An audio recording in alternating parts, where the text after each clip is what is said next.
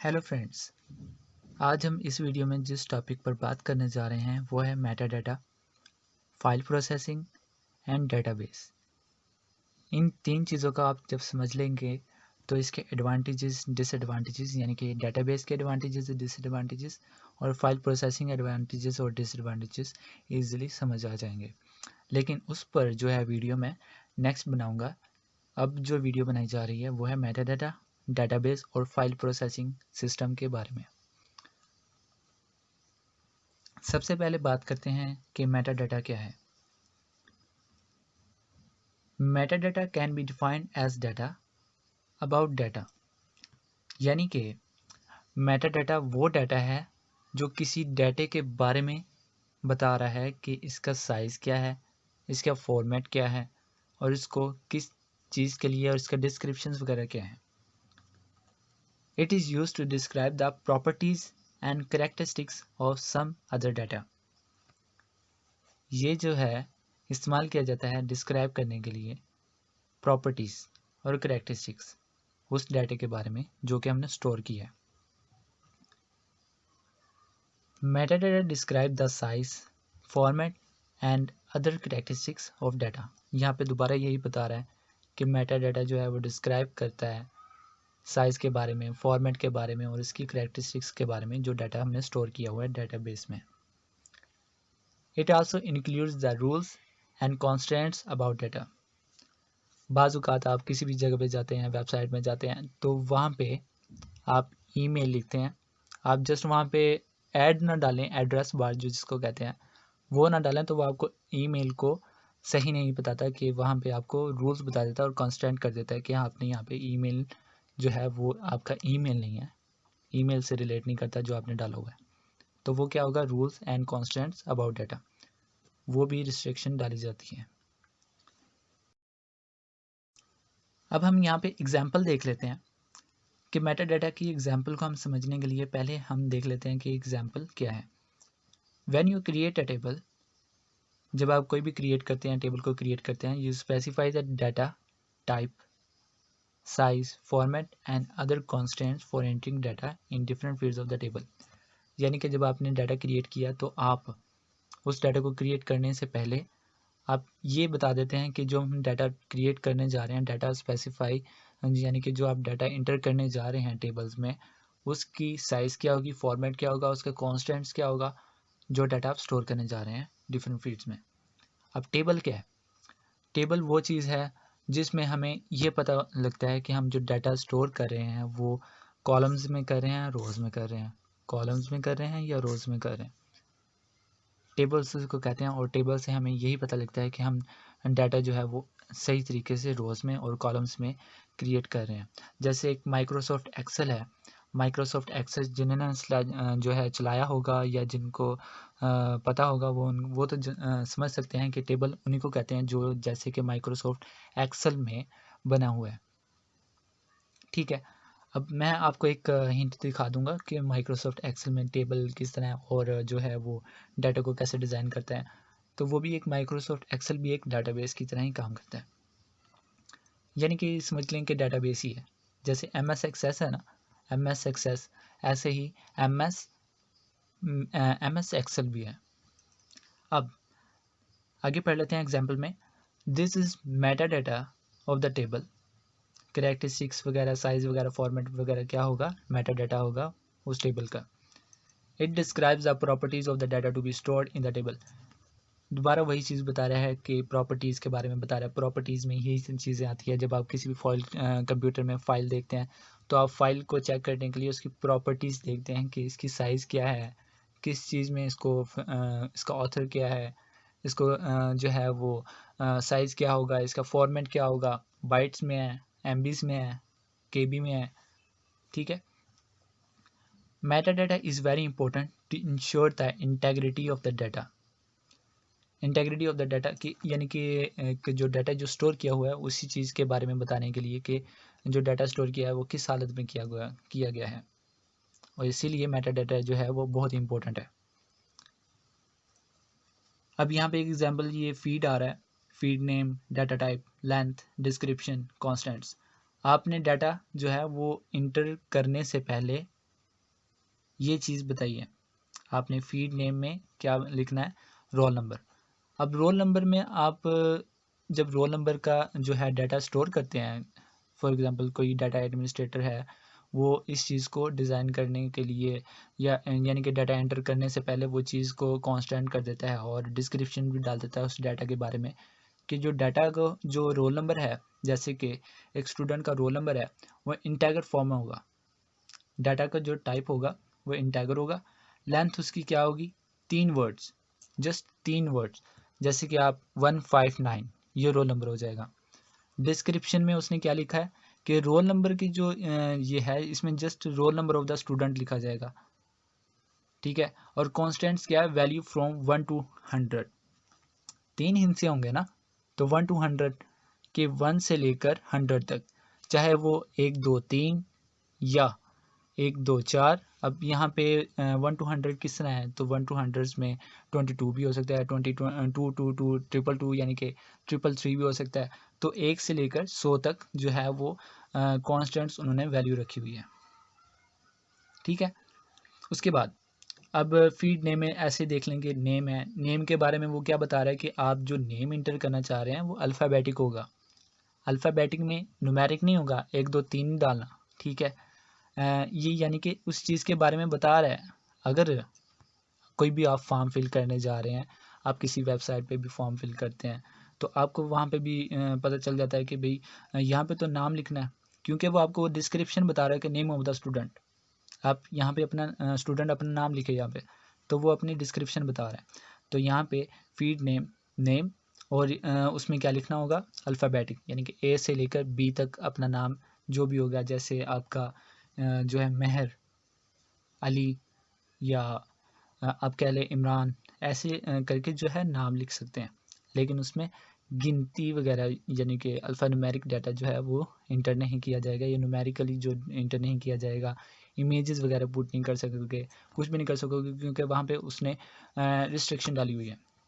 अच्छा, जो लेंथ होगी वो 50 लेटर्स यानी कि करेक्टर्स होंगे, ए बी सी, या इमरान में आप देख लें कितने करेक्टर्स लेटर्स जो हैं वो एंटर किए गए हैं, IMRAN 1 2 3 4 5 करेक्टर्स जो है वो एंटर किए गए हैं। लेकिन यहाँ पे कुछ नेम्स वगैरह जो हैं वो लेंथी भी होते हैं, इसलिए उन्होंने 50 की लेंथ रखी हुई है लेटर्स की।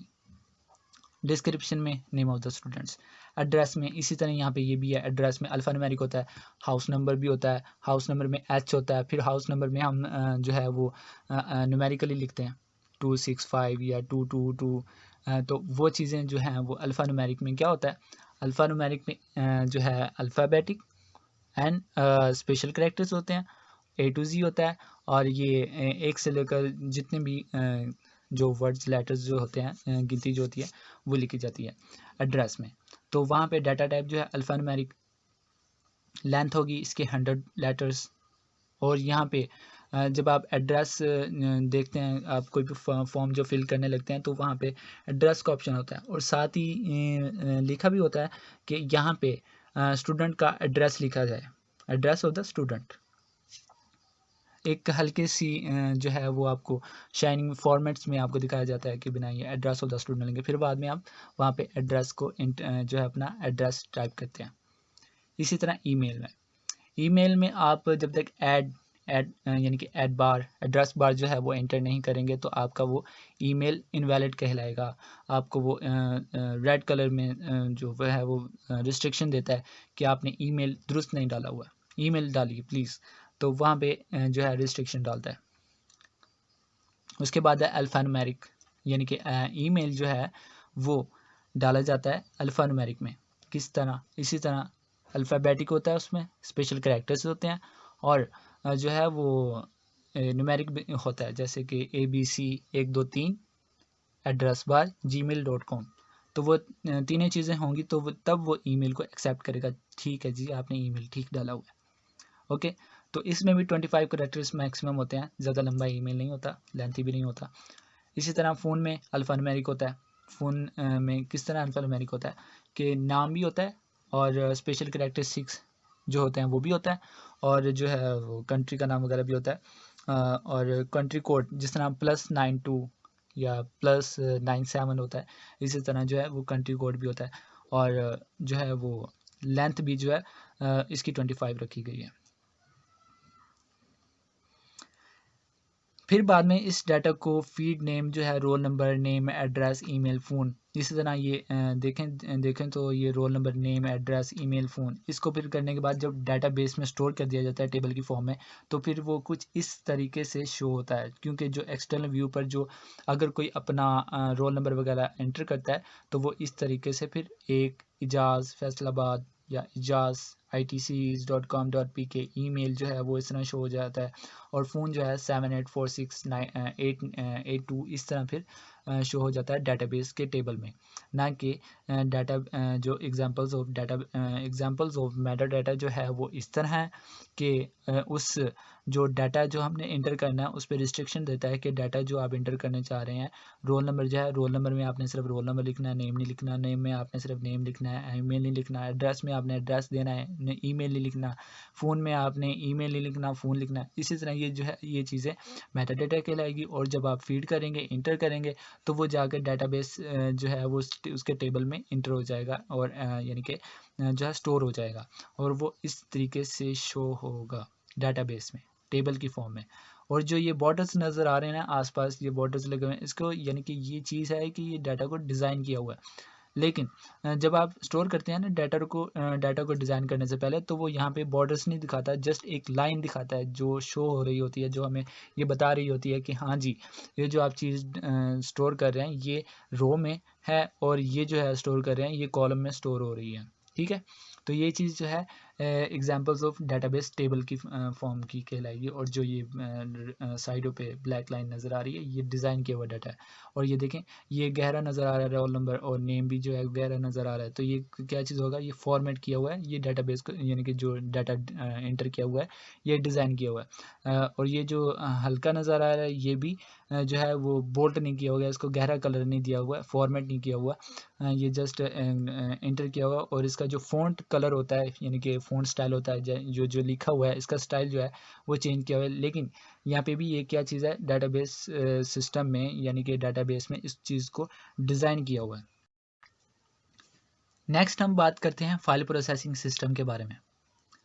अब फाइल प्रोसेसिंग सिस्टम क्या है? ट्रेडिशनल और simple file processing is the first computer based method to handle business application. File processing system एक ट्रेडिशनल यानी कि फिजिकली तौर पर, मैनुअली तौर पर, और सिंपल एक सादा तरीका है फाइल प्रोसेसिंग का। एक कंप्यूटर बेस्ड मेथड है, फर्स्ट कंप्यूटर बेस्ड मेथड, जो कि बिजनेस के एप्लीकेशन को हैंडल करने के लिए ये सिस्टम बनाया गया था। इन द पास्ट, अगर माजी में देखा जाए, many organization store data in files on tape और डिस्क, कि बहुत सी जो ऑर्गेनाइजेशन जो हैं वो अपने डाटा को स्टोर करती थी फाइल्स में, और tape in files on tape और डिस्क, जो फाइल्स में स्टोर करती थी, और फिर उसको टेप में और डिस्क में जो है उसको स्टोर कर दिया जाता है। The data was managed using file processing system, यानी कि जो डाटा था वो मैनेज किया जाता था यूजिंग फाइल प्रोसेसिंग सिस्टम, यानी कि फाइल प्रोसेसिंग सिस्टम को यूज़ करके। In a typical file processing system, अगर देखा जाए तो file processing system, each department in our organization has its own set of files, कि जो हर डिपार्टमेंट होता है ऑर्गेनाइजेशन में बहुत से डिपार्टमेंट्स होते हैं, एचआर डिपार्टमेंट होता है, अकाउंट्स डिपार्टमेंट होता है, फाइनेंस डिपार्टमेंट होता है, और भी ऑपरेशन डिपार्टमेंट होता है, प्रोडक्शन डिपार्टमेंट होता है, मार्केटिंग डिपार्टमेंट होता है। तो वो बहुत से डिपार्टमेंट्स जो हैं वो अपनी जो डाटा को जो है वो अपनी फाइल्स में, उनकी अपनी फाइल्स होती थी उसमें जो है वो स्टोर करते थे। The files are design specially for their own applications, और जो हर डिपार्टमेंट की जो ऑर्गेनाइजेशंस की फाइल्स होती थी वो डिज़ाइन की जाती थी specially for their own application, अपनी ही एप्लीकेशंस के लिए जो है वो डिज़ाइन की जाती थी। The records in one file are not related to the records in any other file, कि जो जो रिकॉर्ड्स रखते थे वन फाइल में, are not related to the records in any other file जो है उसके साथ रिलेट नहीं करती थी। यानी कि फाइल प्रोसेसिंग सिस्टम ये भी कह सकते, करती थी भी नहीं कह सकते थे कि करती हैं, अभी भी यही सिस्टम जो है वो कुछ लोग चला रहे हैं, लेकिन बहुत ओल्ड है, पास्ट है। आजकल जो डेटाबेस सिस्टम ही ज़्यादातर यूज़ हो रहा है, जैसे कि स्टूडेंट्स पोर्टल जो है, LMS पोर्टल होता है, स्टूडेंट्स का पोर्टल होता है, एम्प्लॉयज़ का पोर्टल होता है। तो ये वाली चीज़ें जो हैं ये डेटाबेस मैनेजमेंट सिस्टम के तहत ही जो है अपना चल रही हैं। अब ये है जो है क्या कहते हैं फाइल प्रोसेसिंग सिस्टम। यहाँ पे फाइल प्रोसेसिंग सिस्टम जैसे कि ये नंबर 1 एग्जांपल ये दी गई है, नंबर 2 एग्जांपल ये दी गई है। अब ये है कि यूज़र जो है वो अब स्टूडेंट यूज़र है, स्टूडेंट उस यूज़र इस चीज़ का जो फाइल प्रोसेसिंग सिस्टम में जो ये वाली सिस्टम है, इसका यूज़र जो है वो जस्ट स्टूडेंट है और कोई यूज़ नहीं कर सकता, उसका किसी और का लिंक नहीं है इसी के साथ। तो उसके लिए क्या किया गया, स्टूडेंट्स प्रोसेसिंग सिस्टम। अब फाइल जो है, फाइल की जगह यहाँ पे क्या लिखा गया है, स्टूडेंट्स प्रोसेसिंग सिस्टम। और ये कौन सी फाइल होगी, स्टूडेंट की फाइल, जस्ट एक स्टूडेंट की फाइल। अब यहाँ पे दूसरा फाइल प्रोसेसिंग सिस्टम यूज़र है। फिर एम्प्लॉय प्रोसेसिंग सिस्टम है। एम्प्लॉय प्रोसेसिंग अपना जो है वो एम्प्लॉय को अगर किसी चीज़ की ज़रूरत होगी या वो अपनी जो है डाटा चेक करना चाह रहा है, तो वो एम्प्लॉय की फ़ाइल में जाकर फिर बाद में वहाँ से इंफॉर्मेशन गैदर करके फिर वो जो है वो एम्प्लॉयज़ अपनी जो है इंफॉर्मेशन गैदर जो है गेट कर सकता है। Business organisations have used file processing system for many years. बहुत सी यानी कि बिजनेस ऑर्गेनाइजेशन जो है, काम कारोबारी ऑर्गेनाइजेशन जो है वो फाइल प्रोसेसिंग सिस्टम को इस्तेमाल कर चुकी हैं बहुत सालों से। But this system has many disadvantages. लेकिन ये जो सिस्टम है बहुत से डिसएडवांटेजेस रखता है। अब इसके जो डिसएडवांटेजेस वगैरह हैं वो मैं ये भी बताया हुआ है, पहले बता चुका हूँ कि इसके डिसएडवांटेजेस वगैरह जो हैं हम नेक्स्ट वीडियो में फाइल प्रोसेसिंग सिस्टम और डेटाबेस मैनेजमेंट सिस्टम का दोनों के साथ एडवांटेजेस और डिसएडवांटेजेस ये वाजे हो जाएंगे नेक्स्ट वीडियो में जब मैं इसकी वीडियो बनाऊँगा। ठीक है, अब नेक्स्ट हम बात करते हैं इसकी डेटाबेस के बारे में कि डेटाबेस क्या है। Database is an organized collection of related data that is stored in an efficient and compact manner. Efficient and compact manner मतलब एक अच्छे तरीके से कि जो डाटा जो है वो लॉस भी ना हो, यानी कि डाटा जो है एफिशिएंटली तरीके से, एफिशिएंट होता है कि एक चीज़ को ज़ाय होने से बचाना, उसको एफिशिएंटली तरीके से, इफेक्टिवली तरीके से आउटपुट देखना उसका। तो वो यानी कि एक अच्छे तरीके से, एक अच्छे मैनर में उसको कंपैक्टली जो है वो इजीली जो है उसको स्टोर किया जाता है। Organize collection of related data, जो डाटा जो एक दूसरे से रिलेट करता है, और ऑर्गेनाइज यानी कि एक तरतीबली तरीके से उसको जो है वो स्टोर कर दिया जाता है डाटाबेस में। Database and organize collection of related data, एक ऑर्गेनाइज किया हुआ कलेक्शन ऑफ रिलेटेड डाटा है जो एक दूसरे से रिलेट करता है। वो डाटा जो है वो इस डाटाबेस में इंटर कर दिया जाता है एफिशिएंटली और कंपैक्ट मैनर में। The word organise means that data is stored in such a way कि, अब यहाँ पे देखें ऑर्गेनाइज और रिलेटेड के बारे में उन्होंने बताया हुआ है कि organize means that data is stored in such a way that the user can use this data easily. इस तरीके से इसको तरतीब किया गया है, इसको तरतीब दिया गया है कि जो यूज़र जो होता है, एक्सटर्नल व्यूअर जो होता है, अगर उसने कभी डाटा को एक्सेस करना है, उसने यूज़ करना है, तो वो डाटा जो है वो इजीली यूज़ कर सकता है। The word related means that a database is normally created, कि जो डाटाबेस जो होता है वो आमतौर पर क्रिएट कर दिया जाता है किसके लिए, to store the data about a particular topic, किसी भी रिलेटेड टॉपिक, किसी खास टॉपिक के बारे में ही जो है वो डाटा जो है वो स्टोर कर दिया जाता है। For example, if a database is created for students, for example अब देखा जाए कि जो डाटाबेस है वो क्रिएट किया गया है स्टूडेंट्स के लिए, it will contain data about the students. अब यहाँ पे क्या है कि डाटाबेस जो है वो सिर्फ स्टूडेंट्स के लिए क्रिएट किया गया है, तो वो क्या करेगा, सिर्फ डाटा जो है वो कंटेन करेगा, कलेक्ट करेगा स्टूडेंट्स के बारे में, जैसे कि such as roll number, name, address etcetera. Similarly, if the database is about the employees of an organization, it will contain the data of employees such as employees ID, grade and salary etc. All data in database is arranged in tables. कि जो database में जो data होता है, तमाम data होता है, वो टेबल्स की फॉर्म में जो है वो अरेंज कर दिया जाता है। टेबल्स में अरेंज करने के बाद उस टेबल्स को ही डिज़ाइन करके उसका एक्सटर्नल व्यू दिखाया जाता है। किस तरीके से मैं आपको दिखाता हूँ कि वो कैसे जो है वो दिखाया जाता है। अब the word efficient means that the user can search the required data quickly. Efficiently, यानी कि वो इसका ज़्यादा मुश्किल भी नहीं होगी, परेशानी भी नहीं आएगी कि वो बहुत देर लग रही है डाटा को स्टोर जो किया हुआ है वो डाटा को एक्सेस नहीं कर पा रहा, यूज़ नहीं कर पा रहा, तो वो क्या है सर्च कर सकता है रिक्वायर्ड डाटा, कोई भी अपने मतलब से अगर कोई डाटा चाहता है वो क्विकली जो है वो उसको सर्च कर सकता है। The word compact means that store data occupies as little space as possible in computer, के जो वो है डाटा जो है वो कम्प्लीटली स्टोर किया जा सकता है एक लिटल स्पेस में, अच्छी स्पेस में, और पॉसिबली जो है वो उस कंप्यूटर में जो है डाटा को वो स्टोर कर सकता है। ठीक है, अब डाटाबेस जो है अगर देखा जाए तो डाटाबेस में ये तीन चीज़ें होती हैं, टेबल्स, और टेबल से ही जो है वो टेबल्स में ही जो होते हैं रिकॉर्ड्स, रोज़ होता है और कॉलम्स होते हैं, रिकॉर्ड्स एंड फीड। अब यहाँ पे देख लेते हैं कि टेबल्स क्या होता है। Table is the fundamental object. Tables के बारे में मैं दिखाता हूँ कि एक्सेल जो है वो टेबल्स की फॉर्म में ही बना हुआ है। अब यहाँ पे मैं एक्सेल टाइप करता हूँ, एक्सेल। अब देखें यहाँ पे मैं ये फाइल अपनी सेलेक्ट कर लेता हूँ। अब ये जो फाइल है ना, ये वाली चीज़, ये जो है ये सारा टेबल की फॉर्म में है। अब ये जो सारा बना हुआ है ना, ये टेबल है, ये टेबल्स की फॉर्म में है, यानी कि इसमें ये कॉलम्स भी हैं और इसमें ये रोज़ भी डाली गई हैं।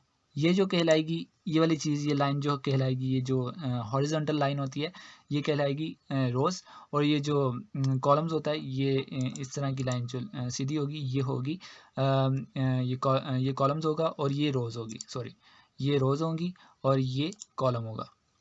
ठीक है, अब जैसे ही इसमें कुछ भी एंटर करते हैं, फॉर एग्जांपल मैं कुछ एंटर कर रहा हूँ, तो ये जस्ट आपको टेबल्स की फॉर्म में एंटर किया हुआ रिकॉर्ड्स दिखा रहा है, डाटा दिखा रहा है, ना कि मैंने अभी इसको डिज़ाइन भी नहीं किया हुआ।